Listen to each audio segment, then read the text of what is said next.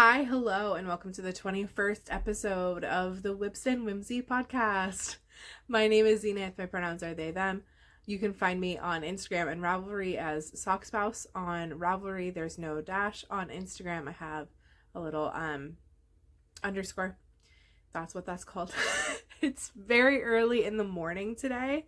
Today is Friday, August 22nd, 2025. It is about 7 a.m., which is a little bit early for me to be filming, but I have a whole lot going on today. So I stopped by the Dunks. I got my first pumpkin spice coffee of the season. I did not get a latte. I just got coffee. So we are working on caffeinating, and I'm going to also qualify that as hydrating. Yeah, it's a good week so far. I'm having a great time. It is actually cold, and that's delightful because I don't have air conditioning in my part of the house, and there's not a way for me to fit an air conditioning unit into my custom windows where I live. So I woke up today, it was 54 degrees, and I was like, this is incredible. I'm having a great time. And yeah, I think that is all of my intro things I wanted to talk about. I do once again have notes. I almost said I have knitting. Of course I have knitting. This is my podcast, my YouTube channel, where we talk about all things knitting, and then at the end we also talk about reading, because we just talk about things I like to talk about, and that's knitting and reading. So if that sounds like a fun time for you, grab a drink, grab a snack, grab some crafts. Let's hang out for a hot minute and see how it's going. First of all, we have the pig parade, and I have so many things to tell you about the pig parade. First of all, I have two tiny piggies. And this one, okay, I'm going to show you this one like super up close. So this one, I forgot to tuck the tail end of the yarn into the pig. And I realized this a couple rows in. I was like, I could try to go back and do it, or I can leave it out. I could leave it out and have it be blowing little raspberries. So this one is Tongue the pig. No, I don't like that name. It was really cute inside my head. It's not cute outside of my head. It's a pig that's blowing raspberries, but it's also blue, so it could be blue raspberry. I think this is blue raspberry, the pig. I've decided this. Very cute, very snarky. This one is in Stroll Melon. Oh, the other one is in Palette. I forget the colorway. This one is Stroll Melon. This is the Chichester the Pig pattern. That'll be linked down below. I have started linking all of my patterns and stuff in the description. I have not been doing that, and I realized it was going to be easier than I thought it was to maintain that, so I am going to start doing actual descriptions. Anyways, I have the two pigs. I also, if you've been following this channel, I've been making, I have a chili pepper string. Every time I finish a pair of socks, and I am an avid sock knitter, I save the leftovers and I make a chili pepper. This is the end of the string. They're wound around this old perfume bottle because I need them to be like stored manageably and not be in a constant knot. Anyway, I had kind of a backlog of them that I needed to do. So last time we left off, we were looking at this tiny little baby one because I lost patience. We have 3 more editions. And 2 of them are self-striping yarns. So yes, 2 of them are self-striping yarns. So they're kind of marled. I'm obsessed with the way this one fades. And I'm obsessed with how both of them fade. They look super, super cool. And then I love... This one is not showing up on camera at all how it looks in real life. But that's neither here nor there. Anyway, I have chili peppers. I have 2 more things to talk about with the pig parade. I don't have anything more that's like, you know, things I currently made to show. But I've decided on Tuesday nights, it's going to be Tiny Object Tuesday. Because I'm still very behind on my chili peppers. I have 3 right now. I will probably have a 4th color by next Tuesday. But there's other tiny objects that I want to make, and I don't have a place in my schedule where I'm like, oh, I'm just gonna go work on something silly, and I want to, because silly objects are fun and silly, and I should be able to do all the whimsical stuff. I literally have a YouTube channel devoted to whimsical things. So if I want to knit tiny little gnomes and penguins and stuff, I need a way to do that. So Tiny Object Tuesday. This is not like a knit along or anything, but if you also want to knit tiny objects on Tuesdays, join the club, I guess. I don't know. So I'm very excited about that. I think next week, I already have my goals set because that's the kind of person I am. So next Tuesday, my plan is to do 2 more chili peppers and possibly a gnome. We will see how that goes for me. I may change my mind and make something else, but I'm rather excited about this. The pigs I make just like on days that I feel like I need to knit a tiny pig. But speaking of tiny pigs, I used to keep my little piggies in a Christmas cookie tin, and it stood out a whole lot in my room because it was like this bright green tin with like little like Santa elves and sleighs and stuff. And that's a whole vibe. Like when you open up a cookie tin, it's not supposed to be cookies, but it's very funny to open up a cookie tin and it's just tiny pigs, right? Like that's adorable. But I couldn't see them. So I decided something else. We finished off a candle and I've just started filling it with pigs. I don't have that many right now because people have needed pigs. But now that I've shown these, I can add them. It's just a jar full of pigs. That makes me really happy for some reason. It's the simple things, truly. The simple things are what get me going. Anyway, that is the pig parade. Let's move on to active whips. So, oh wait, no, what am I doing? I'm skipping finished objects. Good morning. I do have a finished pair of socks. These are the Gems in the Window socks by Alendria Knits, and I'm obsessed with them. Oh my god, I just love the pattern. I love how easy it was to make. It's a really simple mosaic pattern. I'm obsessed. This designer I think is my favorite designer. I own more of her patterns than I own patterns from anyone else, and there's a lot more in my Ravelry wish list that I'm like, man, I'm gonna buy these one day, and just have like almost the full catalog. Not all of her patterns, but probably 80% of her patterns. I'm like, I want that. I would like that pattern. So I did adjust this pattern just because I'm gonna hold this up. Just because I don't like having too much texture on the foot, and I don't want to make socks. I don't want to make socks for other people and put a whole bunch of texture in the foot or whatever and give it to them as a present and then have them be like, the texture was bothering me. I don't want to wear those. And these are not for me. So I did not do any of the texture on the foot that you're supposed to do, and that's pretty standard for me.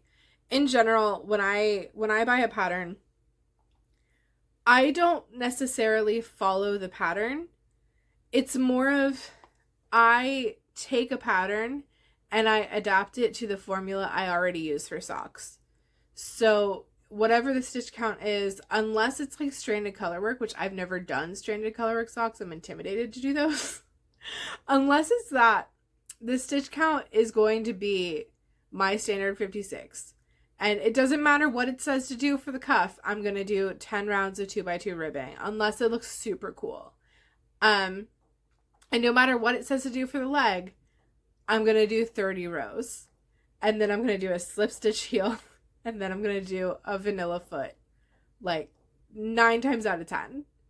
There are exceptions to this. I know that I've done a pair of the Veer Off course socks that I carried the pattern all the way down because it's just a chevron. But generally, the pattern is going to fit what I'm already doing. I'm not going to fit what the pattern's already doing, if that makes sense. So, yeah. That's kind of my thought process on that.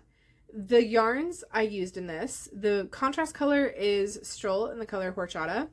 from Knit Picks. And then the main color is from Blue Barn Fibers, and it is Mermaid's Fingers. I'm just obsessed with these. I'm just like really proud of them. I can't stop looking at them.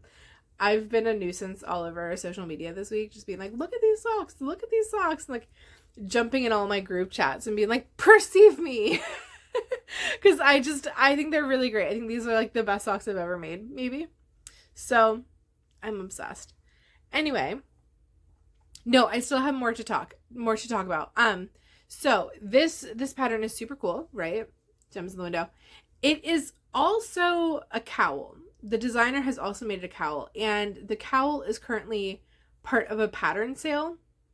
So I'm not going to link the cowl pattern down below. I'll have the sock pattern down below, and from there you can go look at the rest of Jennifer's, I want to say Etsy, it's not Etsy, Ravelry page.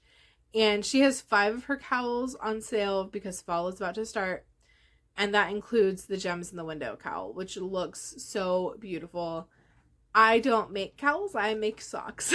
And I know this about myself. So she sent out an email with all the patterns, and I was like, oh, these are so cute. And then I was like, I don't need any of these. I don't need these. So I did not buy anything, but I was looking at that the other day, and I figured I would share that with the internet at large. And with that, let's go ahead and get into works in progress. So this bag is from Once Upon a Library. I don't know if her store is still open or not. I am personal friends with her, so she mailed it to me just as like a gift among friends. And this is my bags for socks that are for me. And last time you saw these socks, I was showing you the colors, and I had just wound them up. So I put a little stitch marker, that's of course backwards, up here, stitch marker by 3 by the Sea Designs. And I did the veer off course design again because I'm obsessed with Alindria. And I have one sock done, and I'm almost through the cuff on the second sock. This is the Fireside Flannel Kit from Tiny Human Knits. Tiny Human Knits is an indie dyer out of Canada. She is putting a pause on shipping to the United States, and I'm so upset about it. Like, I get it. No shade, no blame. But I'm super, super bummed because I am the type of person who sets an alarm on my phone to go off when her store opens, so I can like be there at opening and like make sure I get all the yarn. Like, that is me. And I'm like, okay. Okay, I guess. No, I can't have nice things anymore. So that sucks. But anyway, I'm so obsessed with these colors. I'm so obsessed with the pattern. I love how the pinks fade into greens in such a way that these are Christmas socks, but first of all, they're chill Christmas socks, and second of all, these could totally also be Valentine's socks. And I have mixed feelings about Valentine's Day only because that's also my birthday. And so I kind of want everyone to get off my lawn when it's my birthday. But I also feel like these are chill enough that I will be able to wear them through Valentine's Day and be like, I'm being festive, I guess. And then just enjoy that. So I can enjoy these for a little bit longer than like if they were strictly Christmas socks where it's like after the 25th, you're like, please stop. So I'm excited. Also, they're really soft. I love these socks. So yeah, so I'm almost through the leg on those. But I cast on new socks every Friday. So we are going to do, once again, I don't have anything casted on, but I do have the yarn pulled. So this is in my bag for socks that are not me. This is also from Tiny Human Knits. Can you sense a theme? And this is going to be my contrast color. I think this is from Stroll. It might be from Black Sheep Dye Works, but I'm 99% sure this is Knit Picks Stroll in a color that is not labeled on here. And this is also from Knit Picks. This is Elder Stash. This is Hawthorn Blueberry Speckle. And I think they're going to look so cute together. And I'm going to do a pattern that I am intimidated to do. I'm going to put it on the screen. It's called Yanagi. It's a free pattern. I will link it down below. I am not intimidated because it's hard. It is not. I've already downloaded it and looked at it. It is like it's either a 5 or 6 row repeat of like basic lace. My problem is it's a toe up sock that is directional lace. And I knit all of my socks inside out because I purl my stockinette, because I Portuguese knit. This is a Portuguese knitting necklace. So I have to, any pattern I do, I automatically have to invert.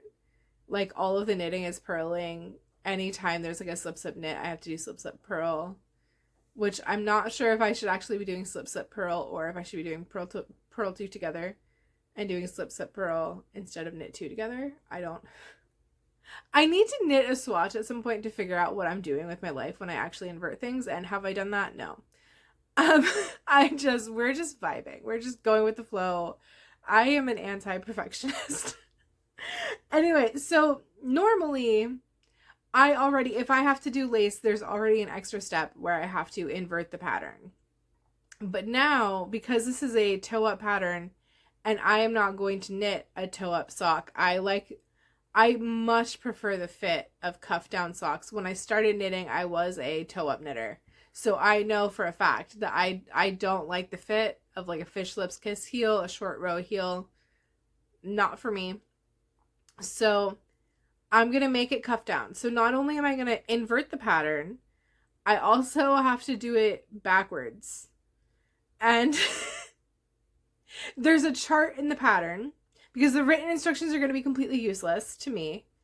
But there's a chart in the pattern. So I think usually when you're reading charts for socks or for anything that's in the round, anytime you're reading a chart, you start going right to left, bottom to top.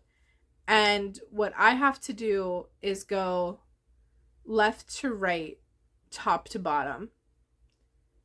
And also possibly figure out if I'm doing the correct decreases. So, because I will know. Because I've been doing decrease lace, like the Veer Off course calls for knit two togethers and slip knits. And I have been doing the inversions of them, but because it's chevron, you kind of can't tell if it's the correct decrease or not. Because it's already like, it's already doing its little thing. But the Yanagi sock, it just has like, just one direction. So you're going to know if your decreases are going against the flow. It's not going to look correct. So I'm a little bit intimidated. And that's partially why I'm filming so early in the morning. Because my parents are coming to visit this weekend and I cast on socks on Friday. And I really want to like be through the lace and have that figured out before they get to my house, because I don't want to be dealing with this pattern while they're trying to like talk to me about life. And like we're going to be watching like the Indiana Fever game tonight. My parents are super avid women's basketball fans. They're like really obsessed with Caitlin Clark, and I don't even think she's playing tonight, but they're just like every Indiana Fever game. They're like, "Did you know the Fever's playing?" And I'm like, "Can you calm down?" And like watching sports is prime knitting time for me, but I do not want to be trying to like figure out lace and watch a basketball game and talk to my parents at the same time. That's one too many things. So if I can get to the heel, because I will probably not carry this pattern down the leg either, I will be doing great. And that in theory should only take me a couple hours. I'm a pretty fast knitter, but we are going to see. We're going to see how that experience goes. But yeah, directly after filming this, like as it's uploading to YouTube, I will be winding the yarn and starting that pair of socks. I will be knitting that sock as I rewatch this on YouTube to make sure there's no glitches. Anyway, that is all of my works in progress, or, future cast-ons, I guess. I do have one more thing to talk about, and that is I won a prize from Lindria actually. She hosted a knit along all summer for making socks. It was a point-based thing. I participated in it pretty heavily, and I was all over that Discord. She had a Discord group, and I love Discord. I love Discord groups. So I was like, hello, hi. I will run this myself. Probably should have shut up multiple times because I was just talking all the time. But I was having a great time. At the end of it, she pulled prize winners, and I won 2 charms from Littlest Charm Co. I have not opened this yet. I cut this open just so I could open it on screen. I know that I got a hint, and the hint was that there's a leaf. So let's see what we have. This is Littlest Charm Co. Of course, it's going to be backwards. I don't know how to un-backwards my screen. I'm sure there's a way to do it. Honestly, I can't be bothered is what it is. And it's wrapped in like this really cute metallic tissue paper. Apologies for the crinkles. No apologies for crinkles, actually.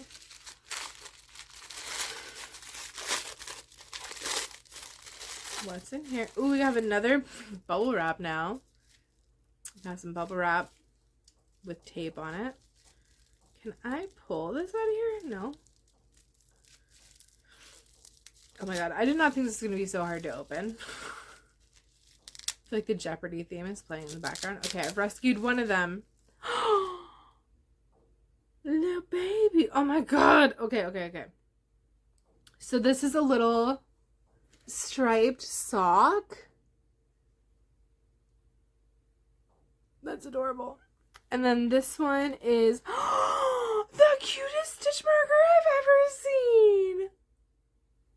This one, look at him. It's a little ghosty, and he's holding a little leaf. I don't know how well you can see that, actually. Oh my goodness. Oh my goodness. I was not prepared for this. That's so cute. That's just so, oh my god, that's adorable. I'm obsessed with this. This is gonna go, you know what? I'm gonna throw them both into my socks for not me bag. But I'm gonna use the ghosty. I'm not holding up the ghosty. I'm gonna use the ghosty for my row counter. Because I'm so obsessed with that. Okay, that's very exciting. That also wraps up acquisitions, I guess, and all the other things. I will have an acquisition coming soon. Wool and Women is a really cute company. A lot of the knitters on YouTube have subscriptions to Wool and Women, and I saw what the Halloween box is going to be, and I was like, wow, that's so cute. I wonder if I can buy it. And it was like, you have to pay for 3-month subscriptions, and it's going to be like almost $400. And I was like, no. So I messaged them on the website because they have a really cute project bag. The yarn is similar to a yarn I already own. So it's not that it's not cute. I'm just like, I already have something similar in my stash. I don't need the skein of yarn that much. But the bag and the charms are really cute. So I messaged them and I was like, is there a way to buy like just the bag a la carte? And they were like, no. And I was like, that makes sense. But then I got in my head, I was like, I really want a new project bag. Like, I've been using those two pretty consistently for months now. I've had this one going since like May. The other one's been going longer, but this one is for me. And I don't need to update it. But the other one is very springy. And it is fall right now. So I went and bought myself a new project bag for fall. So it's Halloween-y themed and it's handmade, and I got it off Etsy. And I'm hoping it will be here by next episode so I can like, you know, hold it up and show it and be like, look at this. Look at my project bag. So expect that to be coming soon. I'm very excited about it. Coffee time. Anyway, that brings us towards the end of the episode. That's all of the knitting and stuff. If that was all you wanted to see, thank you so much for being here. I appreciate you. Have a wonderful whimsical day. Let's talk about Let's talk about reading. I almost said let's talk about knitting. We're really doing great this morning. This is why I'm not a morning person. I am, but I'm not. Anyway, for reading, I finished a couple books. I finished reading Mrs. Claus and the Very Vicious Valentine, which is the 4th in a series by Liz Ireland. It comes out, I think, in October, possibly September. Don't quote me. I got an early copy of it off of NetGalley because I do review books. And this cozy mystery is so stinking cute. It's absolutely ridiculous. Like, it's like Mrs. Claus going around Santa Land in the North Pole and trying to solve a murder mystery about someone who got killed with a poisoned rose around Valentine's Day, but it's also Christmas year round. Oh my god, so ridiculous. There's elves everywhere. It's an elven murder. The reindeer can talk, by the way. So can the snowmen. The snowmen are basically like security guards because they can't move and they're stationed outside of buildings. It was so ridiculous. I was having the best time. I could not put it down. I was just like, I need to know what happens. I need to go back to this world. I jumped in on book number 4 and that was fine, but now I think I need to go back and read the first 3 because they were just so delightful and just such a good time and so like happy. Just so happy and silly and ridiculous and fully committing to the bit in terms of just like holiday cheer and holiday tackiness. And oh my god, I'm obsessed. I also this week I listened to a book, which I have not been doing as much of because I've been training someone at work, and I just keep getting tasks at work where I need to like talk to people and like be able to hear them and everything like that. So listening to audiobooks does not work with that. But finally yesterday they put me on a task that was basically just like kitting a bunch of material. So, but the material was like all over the building. So it was like, I want to say 4 hours. No, it was longer than that because I had to do 3 of them. And I only have 1 cart. So it was like probably 6 hours of just like walking around the building and just like collecting parts and then like bringing them back to the dock and putting them in a box, which is great. But I was like, this is great reading time. So I downloaded The Art of Mindful Living by Thich Nhat Hanh. I did not butcher that as much as I thought I would. He's kind of like a Buddhist philosopher kind of guy. And this was interesting because it was just recordings of lectures he did during like a, what is it called? Not a retreat. It was like a meditation, like a multi-day meditation thing, but not like a rich people spa thing. More of like when you go to like an actual monastery and you're like, I don't remember the word. It's not coming to me. Anyway, they just like recorded his lectures and they took the highlights of it and they just put it into a book form and they were like, now it's a book. And that was very interesting. It was very good. It was very interesting to be walking around work, like with like a, like a list of parts, like, and then just have him be like, like your in breath is energy and your out breath is force or something. I don't remember the details exactly, but he just kept being like, focus on your breath, focus on your breath. So I'm like, pushing my little cart around. I'm like, I'm meditating. Yes, I'm doing great. And then also simultaneously being like, why do I have to move 4 computers right now? I'm like, why can't I find this other part that says we have in stock and we definitely don't have it in stock? And I'm annoyed. And then he's like, don't be angry. And I'm like, okay, I won't be angry. It was a whole vibe. It was the whole thing. Yeah, so that was, it's only like a 2.5 hour long audiobook. I just got it off of Hoopla and that was a delight. I also downloaded another book. I have not started it yet. It's another cozy mystery because I'm on a roll. And this one is Witch and Tell. It comes out in October. I did not read the description. I don't like reading the description of books. I like to just go in blind and see what happens. So I liked the cover. I liked the title. It's clearly like a witchcraft centered cozy mystery, which I am very here for. my favorite cozy mystery of all time actually is the Magical Bakery series by Bailey Cates, which takes place in Savannah, Georgia. I have already pre-ordered the next book. It comes out in January, and I'm so excited about it. So yeah, I am excited to try out another cozy mystery series that has witchcraft in it, and we will see how that goes. I think Witch and Tell is also not the first in the series. I think it might be like book 7 or something. Cozy mysteries, I'm totally fine jumping into the middle. I'm just kind of like seeing what's up. That's totally fine with me. Or just mysteries in general, but I don't read mysteries that aren't cozy mysteries. So that's fine. If I like the series, I will double back and read the beginning. When I started the Magical Bakery series, I actually don't think I would have kept up with the series if I had started with the first one. But I jumped in on book 5, which is Magic and Macaroons. And then I liked it so much, I went back and read the rest of them.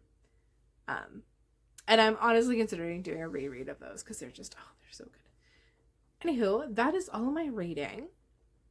I'm trying to think what else I have to talk about. Oh, in other crafting things, I went to a new knitting group on Wednesday night that was at a local bookstore. It was very cute. I'm kind of obsessed with the bookstore. It's so small and so adorable, and I just love it.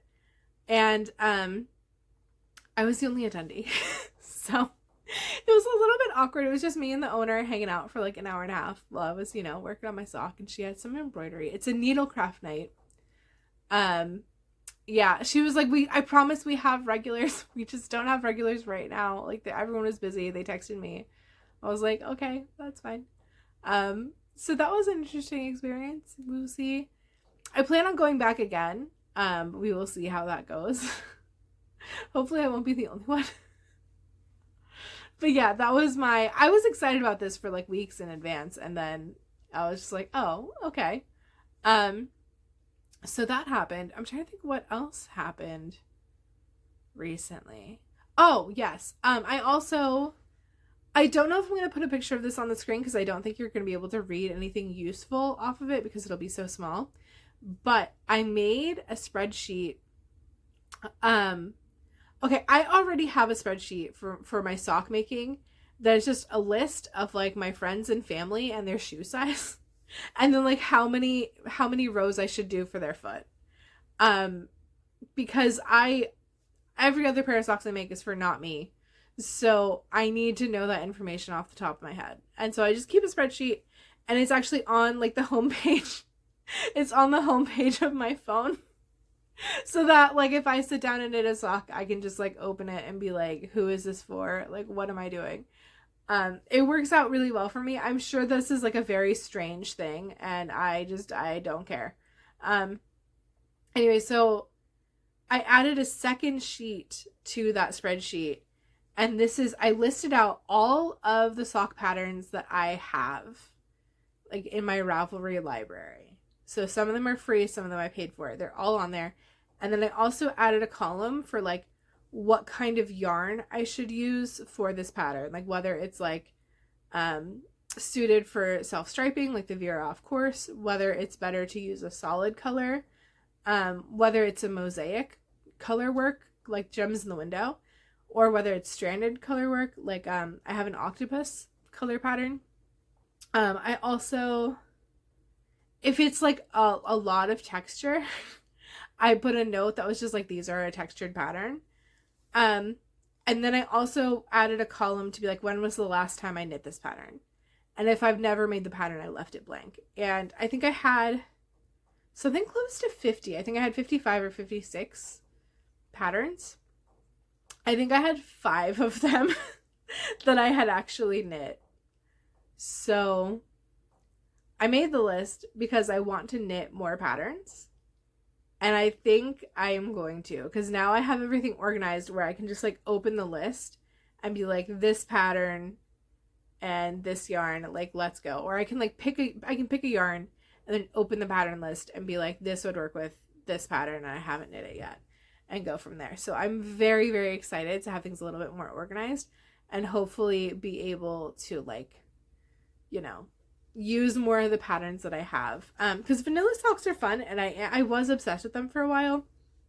But I think that I am actually rather enjoying having like some pattern time at the top of the sock, and then like my vanilla pattern, you know, once you're out of the foot or out of the cuff. Leg. We're really doing great today. So I think that's all I have for now. I think that's all I wanted to talk about. I also want to show off, I have new earrings. They are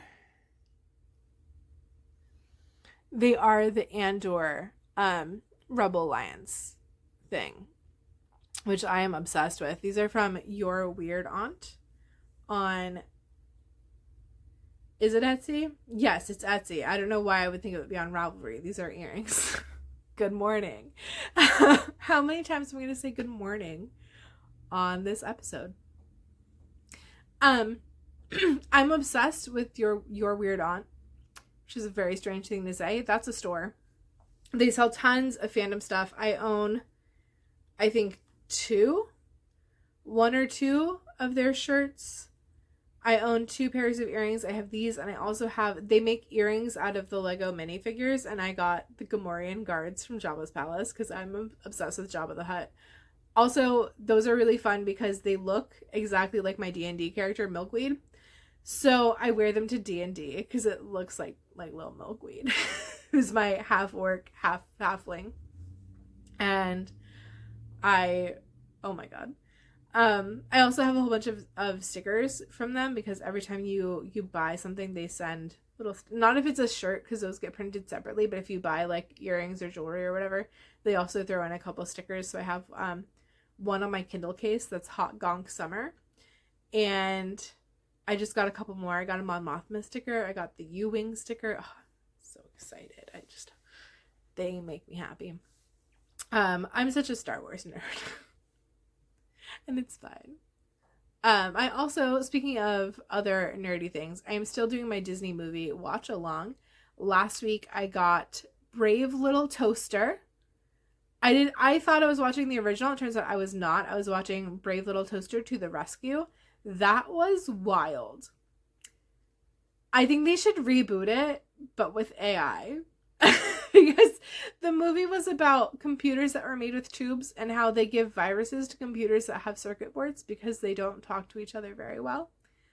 And the Brave Little Toaster had to like stop the virus from being spread and get his the master's thesis back while he was like in college for veterinary school. And also his evil lab tech was trying to sell the animals to like a testing facility, and everyone needed to stop that from happening, but they needed the computer that was the tube and cathode style computer to like print something. It was very 90s tech. And I was like, this is so funny. There was like a whole song that was about like the modem is what, you know, runs the computer, and that connects to the hard drive, and the hard drive has to be programmed with software. Or not the hard drive, the hardware has to be connected to the software.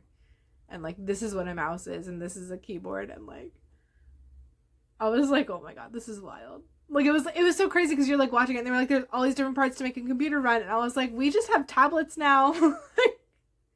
I think they should reboot this and talk about the evils of AI for no reason at all. Yeah. Anyway, this is almost a 40-minute episode, and I don't know how we got this long. And I don't think I have that much to cut from this episode. Usually I have to cut like coughing attacks or whatever because I still can't talk and breathe properly from having pneumonia 2 months ago. But I don't think I have that many pauses. I think I was just not shutting up this episode. So I'm going to shut up now. I hope you have a fantastic day. Thank you so much for watching this episode. I really appreciate you. Have a whimsical time, and I will see you next time. Bye.